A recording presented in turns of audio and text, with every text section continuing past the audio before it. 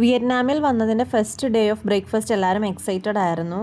ഇതൊരു ബുഫേ ആയിരുന്നു അവർ അറേഞ്ച് ചെയ്തിരുന്നത്. കുറച്ച് ഫ്രൂട്ട്സ്, പിന്നെ റൈസ്, പിന്നെ വിയറ്റ്നാമീസ് കുറച്ച് സ്പെഷ്യൽ ഫുഡ് എല്ലാമായിട്ട് നല്ല ഒരു എലഗൻ്റ് ആയിട്ടുള്ള ഒരു പ്ലേറ്ററാണ് അവർ അറേഞ്ച് ചെയ്തിരുന്നത്. കുറച്ച് സ്റ്റീംഡ് വെജിറ്റബിൾസ് എല്ലാം ഉണ്ടായിരുന്നു. വെജിറ്റേറിയൻ സെഷനാണിത്.